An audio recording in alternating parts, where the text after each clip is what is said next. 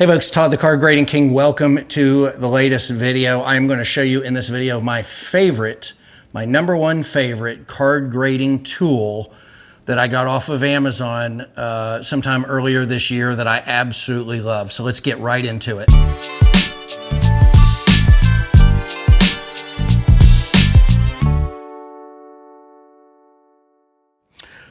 Okay, so this favorite tool is a jeweler's loupe.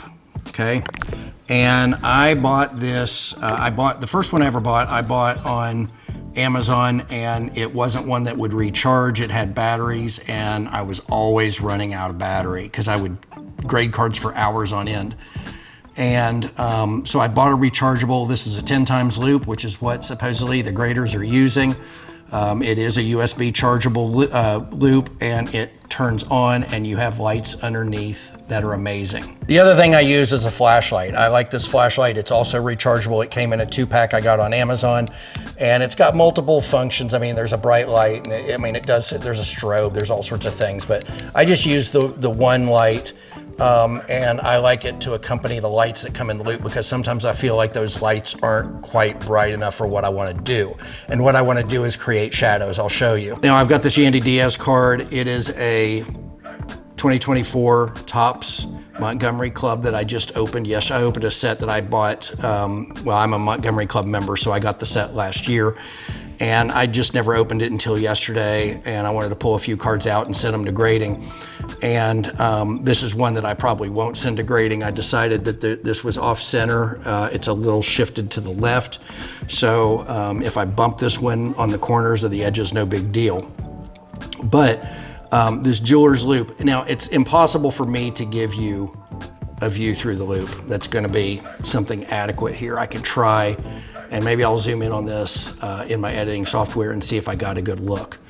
But basically, you want to check all the corners for any bumps. I mean, and all 4 corners, and you want to do it on the reverse as well. You want to look, that's bright, there we go. So you want to look at all 4 corners and determine. And you also want to look at the edges, okay? I would first do a cursory look at the edges, just like I would the corners. I would look at the edges without the Loupe. I probably would only use the Loupe anywhere where I thought there could be a potential issue. And when I'm checking it without the Loupe, I'm going to be moving it around like this. And so, you know, any bumps or things of concern are going to kind of be noticeable anyway. But the Loupe, if I can do it without harming the card, I run it down the edge and make sure that there's no problems on both the front and the back.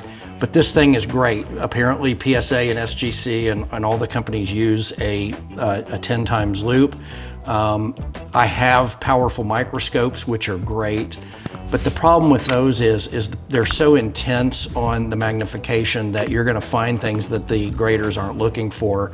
And also you're gonna be looking at things very flat. And even though it's flat right here, I can change that a little bit while I'm looking through the Loupe in a way that I can't with the microscope. And I can take my flashlight and create shadows and make things glow, make things cast a shadow. See, there's a shadow kind of getting cast in the other direction there. And I can move my flashlight under it because the side of this Loupe has a glass panel. So it allows me to add additional light where necessary and to kind of try to, am I even on there? There we go, there's the edge. And try to cast shadows and identify problems because the graders are going to be doing this. And when you're spending $25 a card to grade, you don't want to send things in that if a grader is doing this with a card, you're gonna get eliminated. You're not going to get your 10. I pick and choose and what cards I send in based on whether I'm going to get a 10 or not. I don't send in cards that I'm not going to get a 10 in. And I'm sending things in that tend to be 1980 and plus. I don't want anything less than a 10. On rare occasion, I will send things in knowing I'm not going to get a 10 and hoping I'm going to get a 7, 8, or a 9. Or maybe I'll get a 10, but you know, certain Don Mattingly cards, certain Ricky Henderson cards, even if I don't get a 10, it's going to be awesome. I can get a 9, it's still going to be awesome. Maybe even some cards I get an 8. You get a 1984 Donruss Don Mattingly. I'd rather have a graded 8 than an ungraded don't know what it is. Okay, so I will send in cards that aren't 10, but if I'm gonna send in anything that's 1980 plus, almost always I'm going for 10s, and I've got to check for corner bumps. I've got to check for edge damage, and the jeweler's loupe and this flashlight are perfect for doing that. I hope this video helped you out in your card grading journey. Please leave a comment down below with your thoughts.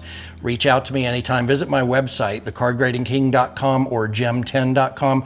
Right now they go to the same place. It's where I sell my Gem 10 centering tools that are absolutely fantastic. I also have leveling tools for cards that have multiple runs across them. You never know which feature on the card is going to be off, and if any of them are off, you're going to have a problem with getting a 10. And the leveling tool can help with that. It can also help you with when you've got cards that you think, it happens a lot with vintage Fleer, where you think the cards were cut at an angle, but it's so close and so hard to tell.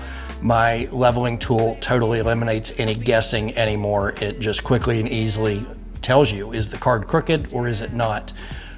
So I've got a number of tools there. I've got a bunch of things I'm working on for the Gem 10 line. So check out my webpage, and please reach out anytime. I'm happy to help you in any way I can. Take care and be safe. My game's strong in my range roll. I got the blackjack juice and my racks off the roof, and you see the SUV rolling up next to me, old enough to take you over Sesame. Remember, back when I was a kid, all I did was stroll back from the cold over South Bridge. My mama told me do no entiendo. All I ever heard was noise over my Nintendo. But when you get the chance to go up in this life, make sure that you take it, never ever think twice, yeah. And if you wanna get higher, pick up the mic and get to rapping, cause you're never getting higher.